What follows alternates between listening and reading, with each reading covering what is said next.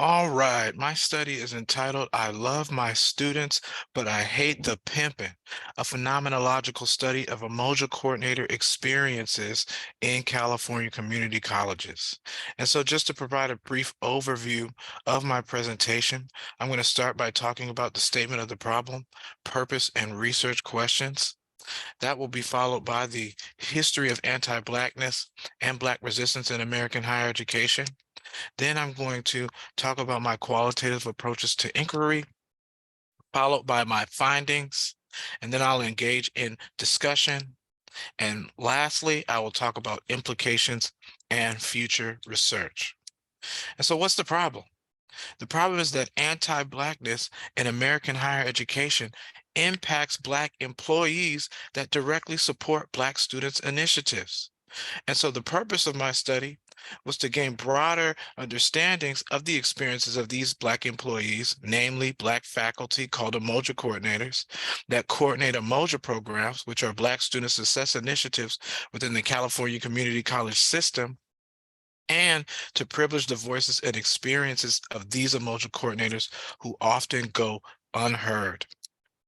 And so my research question is, what factors influence the experiences of Umoja coordinators within the California Community College system? And this research question is guided by four main questions. What are internal and external motivations that Umoja coordinators have for choosing to coordinate Umoja programs? What role does Black identity play in the experiences and challenges of Umoja coordinators? What affect does the coordination of Umoja programs have on the personal and professional lives of Umoja coordinators? And what sources do Umoja coordinators pull from to continue to support Black students and navigate their institutions? This study is important because it adds to the current body of knowledge related to Black employee experiences in community colleges. And this is important because most of the published scholarship that studies Umoja programs situate them within the context of the learning community or within student services models. But I situate my study within the context of Black social movements in American higher education. In this way, I connect Umoja coordinator experiences with 7,000 years of Black history. And so what did I find when I examined these connections? I found three things. That number one, since its inception, success for Black students has been and continues to be an afterthought in post-secondary education.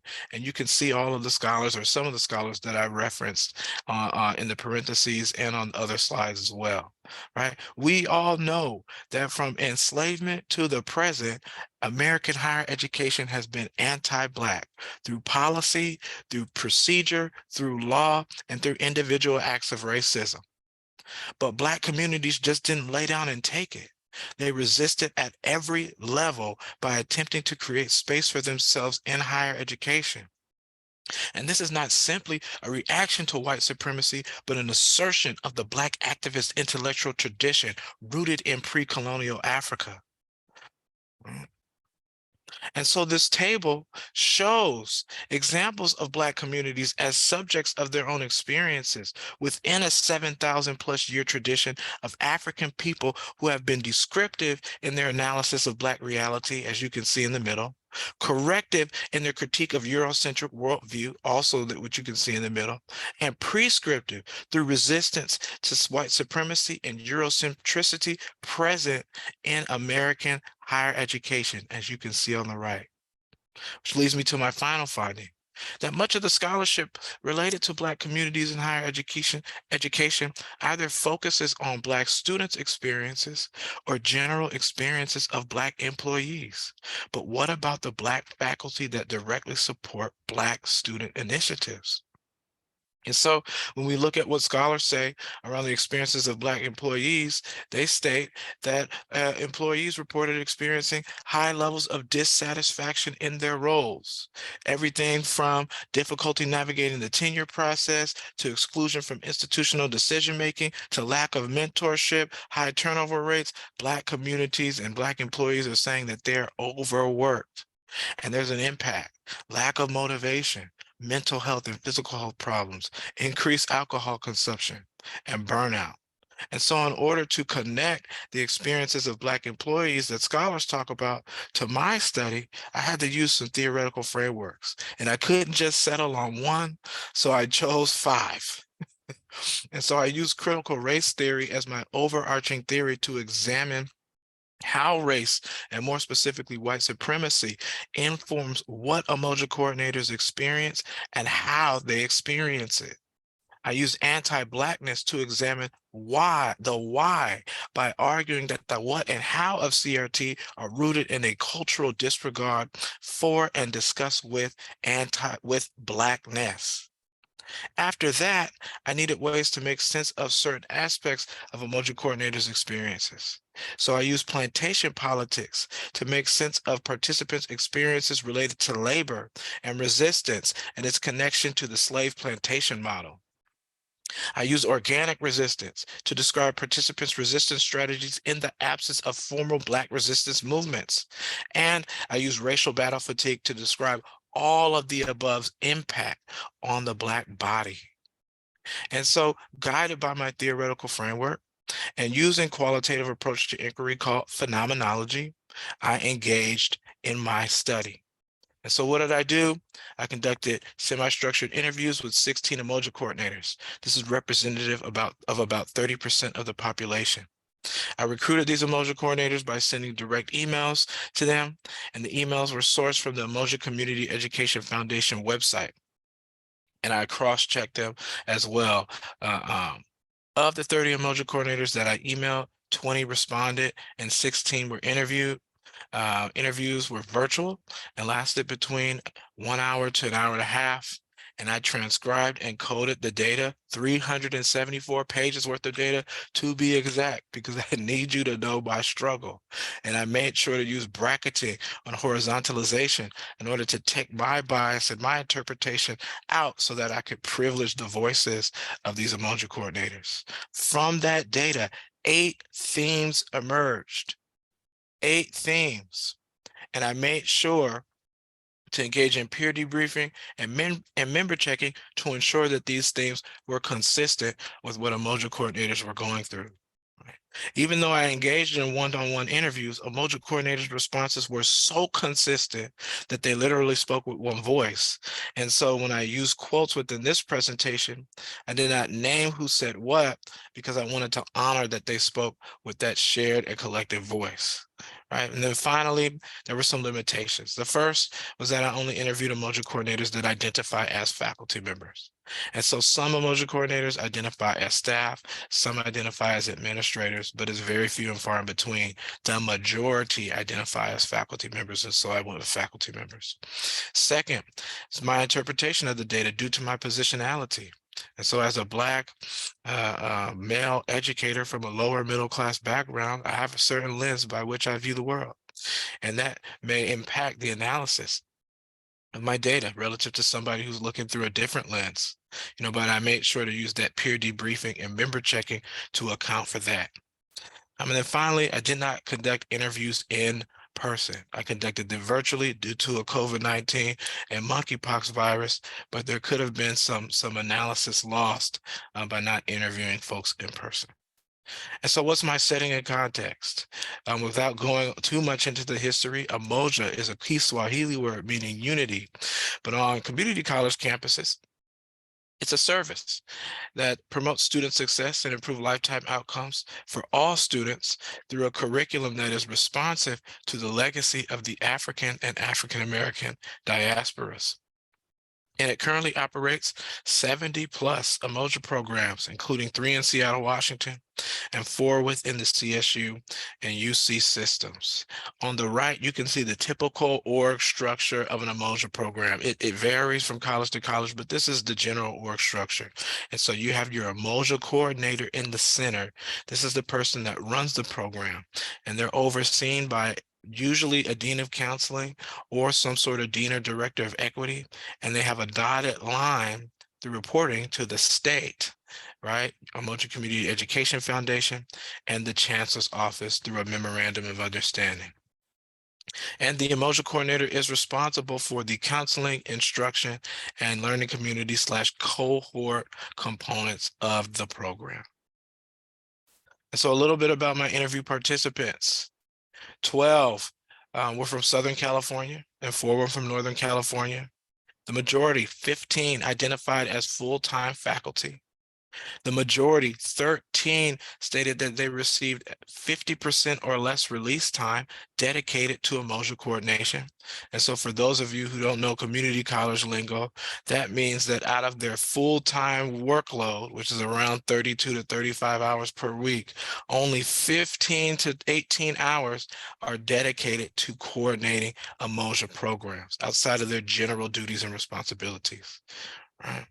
12 Umoja coordinators had been Umoja coordinators for at least 5 years, and 4 have been Umoja coordinators between 1 and 4 years. These folks were highly educated as well, 18 master's degrees, 7 terminal degrees, and between 8 and 30 years of experience in higher education. And then the majority had prior working experience with Black communities. So the first thing that I asked them was, why'd you become an Umoja coordinator? And they said, and Umoja coordinators identified 5 reasons that constituted their why for choosing to coordinate Umoja programs. I highlight 2 within this presentation. The first was that participants shared that they witnessed institutional neglect of Black students. This took the form of no targeted programs, support, or spaces for Black student growth, which field participants' desire to build spaces for Black communities on their campuses. One coordinator said, I would have students who would want to walk me to my car. And on the way out to my car, they would tell me all the reasons that they were going to another college. It crushed me every time. I decided that I wanted to build a program so I could at least put the students together and help them in being successful. And so fueled by all of this passion, right, and fueled by witnessing injustice, Umoja coordinators decided to lead programs. But upon their introduction to the institutions, they found out that they were not set up for success. No local training, no institutionalized funding, no program, student recruitment pipeline, no adequate staff support. They had to build their programs, and they reported having to build their programs from the ground up. One coordinator said there was no handbook, no real training of how Umoja and my college work together. It was really, we gonna toss you in, you gonna sink, or you gonna swim. I made a lot of mistakes. Another coordinator said, when I first got handed the opportunity, they said, great, you're the Umoja coordinator, start the program. I had 0 students. They didn't give me a budget. We had no space. So I really just had to start off fighting. And that's what they did, right? They built the program from the ground up. But as I started building, they realized that this work is 24/7. There's all of these roles and responsibilities required to do this job. Participants identified 18 distinct roles and responsibilities associated with their positions. I categorized them into 3 forms: counseling, program coordination, and then campus commitments or campus duties, right? And so participants shared that uh, um, counseling wasn't just general academic counseling where students make appointments and receive help with education plans. This was holistic, high-touch counseling where participants described everything from tracking students down when they missed appointments to answering calls in the middle of the night from students having mental breaks and basic needs issues. Right? And 12 of the 15 were solely responsible for all of the duties and responsibilities associated with counseling. And of the 3 that had help, they said it wasn't enough help.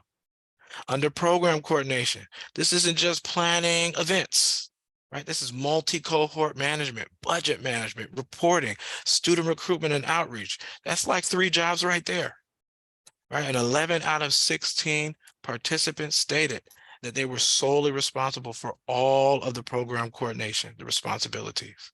And of the 5 that had help, they said it wasn't enough help. And then finally, under campus commitments, coordinators talked about this thing called the Black tax, which was anything and everything outside of the roles that had to do with Black folks, they were made responsible for, and they were the representative of hiring committees, task force, planning Black History Month, right? If a tree fell in the forest and nobody was around to hear it, did it make a sound? Well, if that tree identifies as African, go get that Umoja coordinator and have them figure it out, right? Anything and everything they had to do. And so Umoja coordinators, I asked them, I said, hey, so how can you get all this done with 50% release time in 15 hours a week? Can you do it?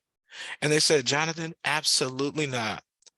Participants reported working between 10 to 12 hours per day, right, which is 50 to 60 hours per week on average, even though the faculty contract stated that they should be working between 30 and 35 hours per week.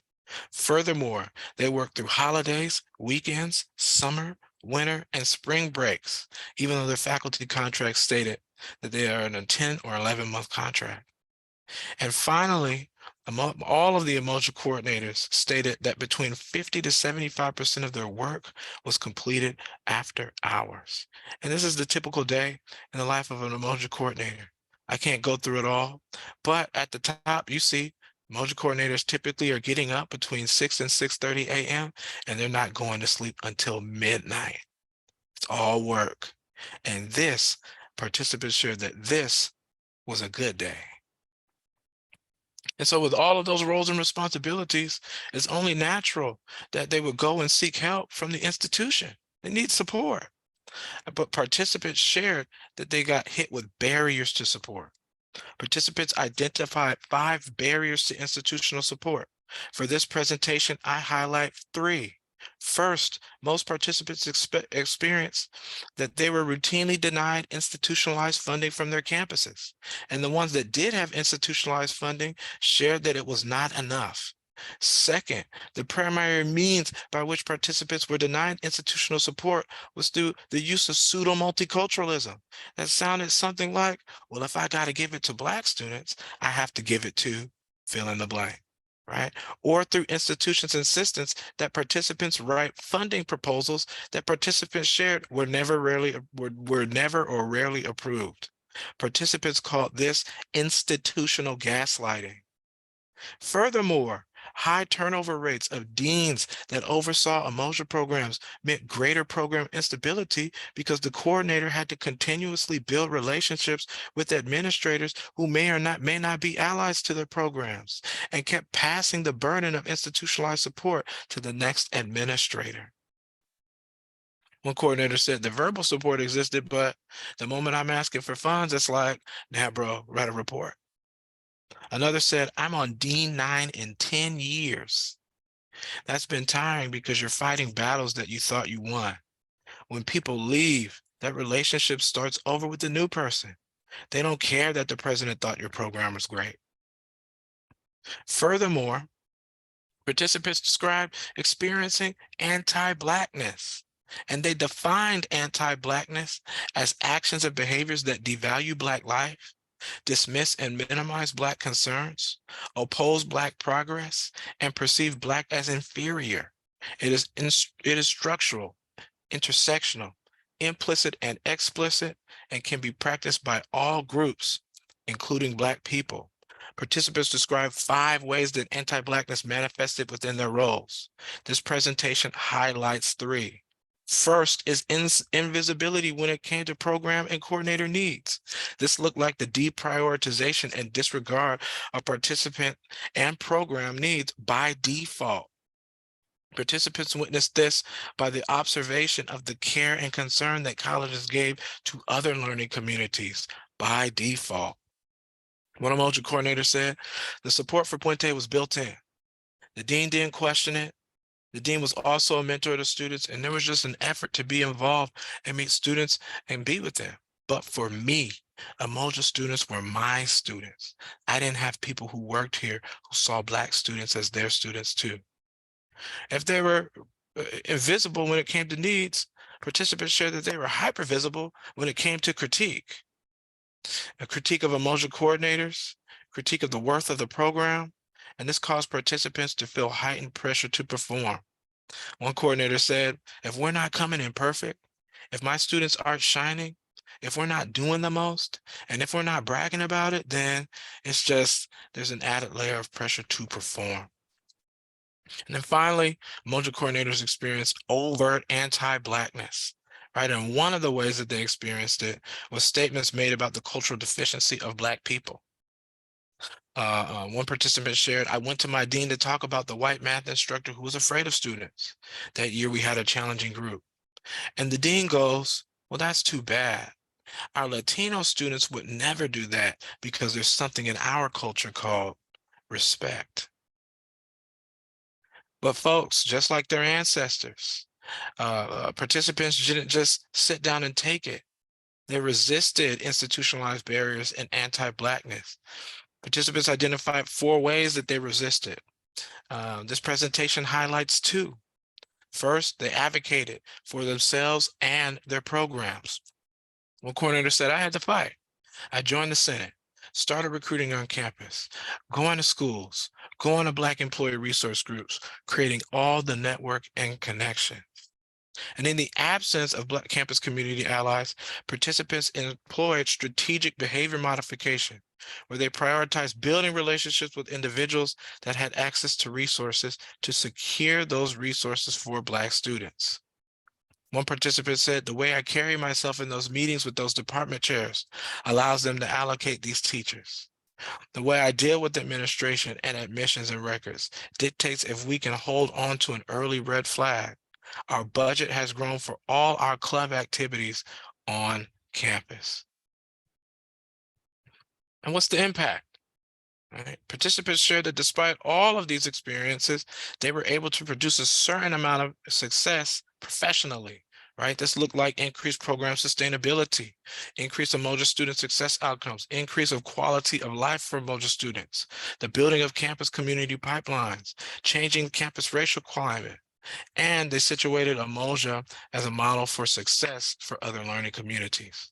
But this was not without great personal impact, right? In the form of weight gain, overeating, lack of sleep, no time for physical activity, no time for family and relationships, burnout, weariness, stress, intense anxiety, suffering, and spiritual fatigue.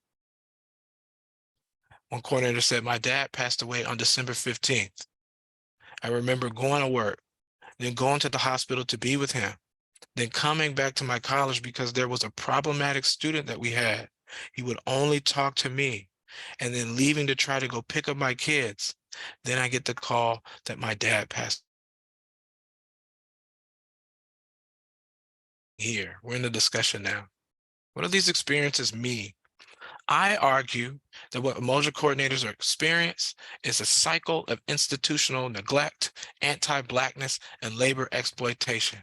I call this acronym INABLE, which is a play on words for inability, which is defined as a lack of sufficient power, resources, or capacity to do what? Serve Black students and take care of their own needs. And it goes a little something like this. Umoja coordinators enter into the system, into program, into Umoja coordination, and they're not set up for success.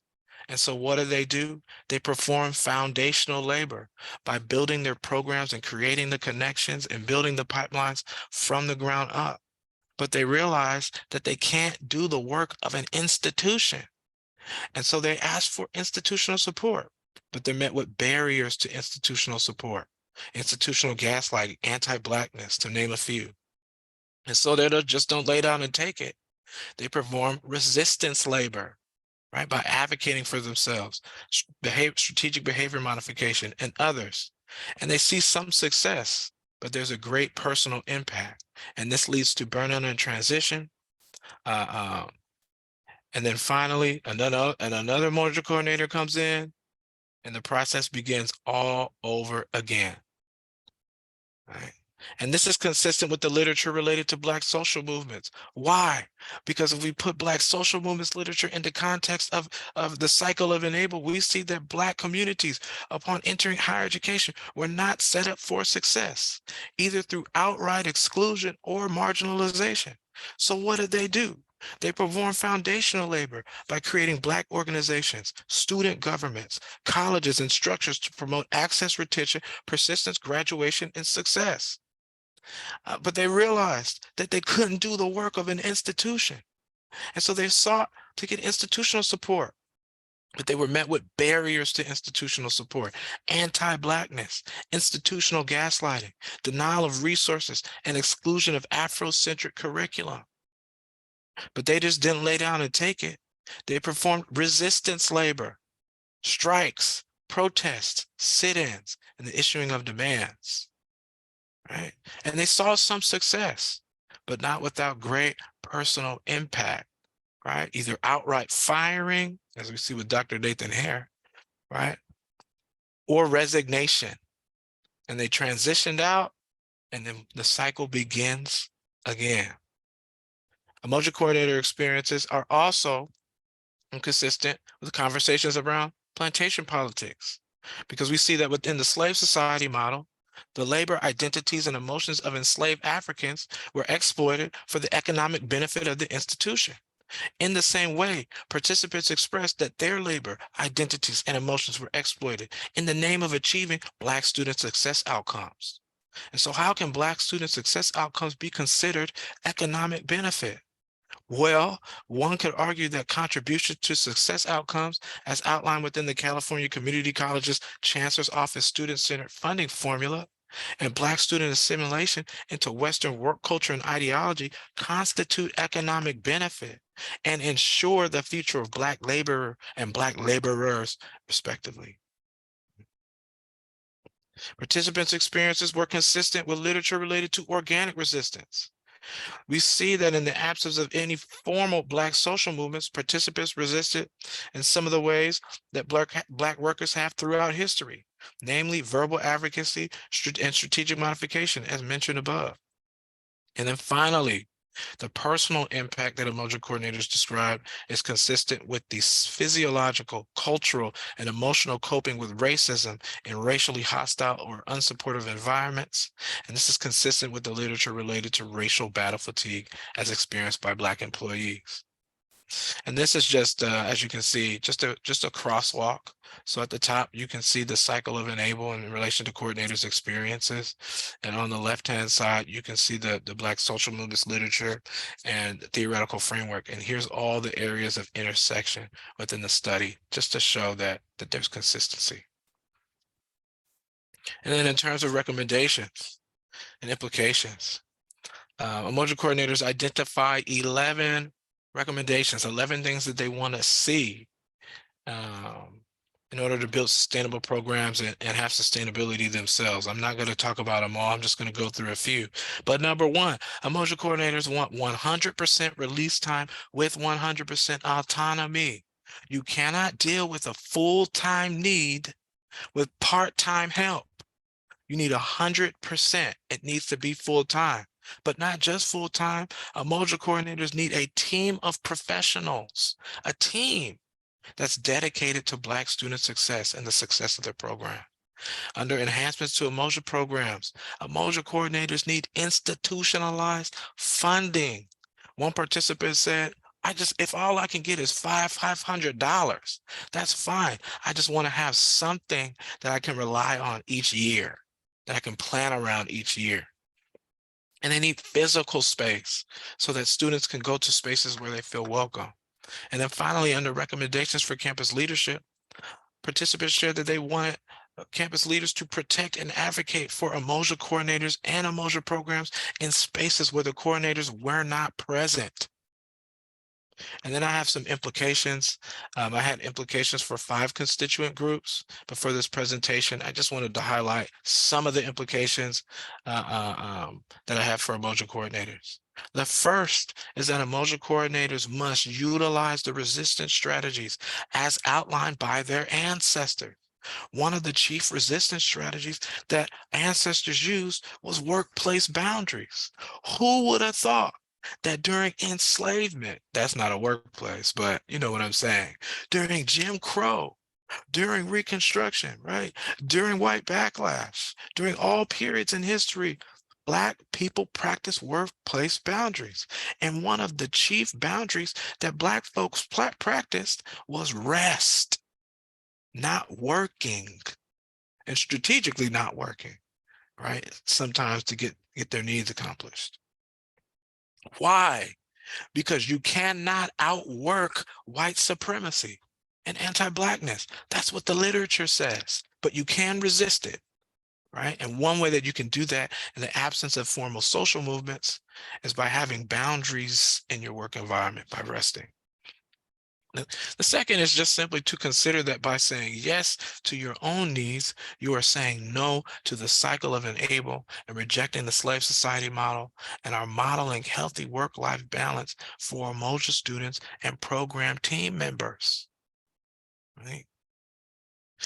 Umoja student, well, let me back up. Participants shared that, they felt that by saying yes to themselves, they were saying no to students' needs. Right? And this is a misunderstanding, right, of the greater context by which Umoja coordinators experience and navigate through, right? This isn't just individual. This is about a system that exploits the labor of Umoja coordinators for profit, right? And so it's not just about you. Also, students need Umoja coordinators that are well rested, that like coming to work, that don't look tired, that are innovative and energetic. And Umoja coordinators can't be that if they don't say yes to their own needs. And so this is just two ways that folks can personally actualize some of this stuff right now. And then finally, under implications for future research, one of the things I'm interested in researching is the impact of Chancellor's Office statewide equity policies on the Black employee and equity laborers. And this is very important because the equity policies that exist now, right, while being great in theory, fall apart when it comes to action, because the individuals that are tasked with laboring in relation to these equity outcomes usually are people of color and Black employees specifically. So I want to see if there are any unintended racial projects that have arisen due to the ways in which these equity policies, right, AB 705, 1705, guided pathways, even the Umoja FTS funding model have been rolled out. And that's my study.